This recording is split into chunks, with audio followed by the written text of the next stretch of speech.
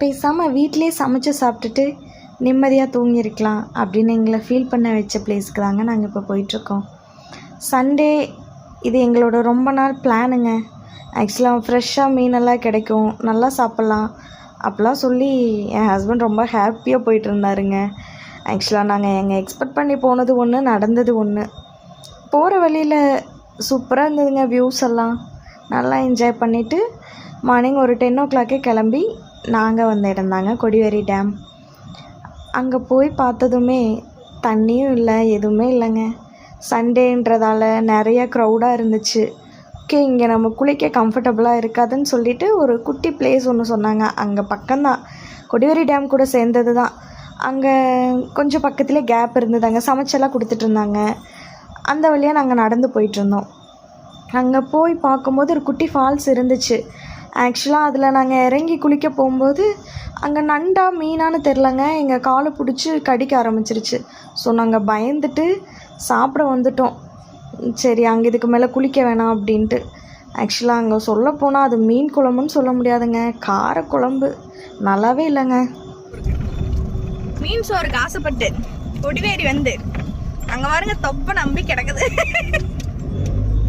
எப்படி இந்த சாப்பாடு அருமைடா, கேவலமா 500 ரூபாய் கொடுத்து ஒரு ஜிலேபி மீன் எவ்வளோ? 50 ரூபா. சின்னதாக தான் இருந்தது, அது வேகல. கொடிவேரி வாங்க, மீன் மட்டும் சாப்பிடுங்க, சாப்பாடு வாங்காதீங்க. அது நல்ல கடையா பார்த்து வாங்குங்க. வாங்குற மாதிரி தான் நல்ல கடையா தேடி பிடிச்சி வாங்க. எங்களுக்கு தேடி பிடிச்சாலும் கடை கிடைக்கல. எங்களை மாதிரி ஏமாந்து போய் வாங்க வேண்டாம். ஓகே, வந்துட்டோம். இவ்வளோ தூரம் ஸ்பெண்ட் பண்ணி வாங்க, பக்கத்தில் ஒரு வாய்க்கால் ஒன்று இருக்குது, அங்கே நான் போயிருக்கேன், அங்கே சூப்பராக இருக்கும், அங்கே போய் பார்த்துட்டு வருவோம் அப்படி சொல்லி தாங்க ஒரு இடத்துக்கு கூட்டிகிட்டு போனார் எங்கள் அண்ணா. ஆக்சுவலாக அங்கே வியூ பாயிண்ட்ஸை பார்த்தீங்க அப்படின்னா ரொம்ப சூப்பராக இருந்ததுங்க. சுற்றி வயல்வெளி, தண்ணி, கொக்கு நிறையா மேய்ஞ்சுது. அதை பார்க்கும்போது ரொம்ப நல்லா இருந்துச்சுங்க. நாங்கள் ரொம்ப நேரம் அங்கே ஸ்பெண்ட் பண்ணோம். ஆக்சுவலாக ஒரு 3-4 hours வந்து ஸ்பெண்ட் பண்ணிகிட்ருந்தோம். குளிக்கிறதுக்கும் எந்த டிஸ்டர்பன்ஸும் இல்லை.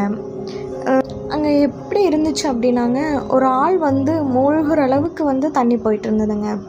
அதுவும் ரன்னிங் வாட்டர்லாம் குளிக்கிறது சேஃப் இல்லை தான், பட் இருந்தாலும் நாங்கள் ஆழமான இடத்துக்கெல்லாம் போகாமல் முன்னாடியே வந்து குளிச்சிட்டோங்க.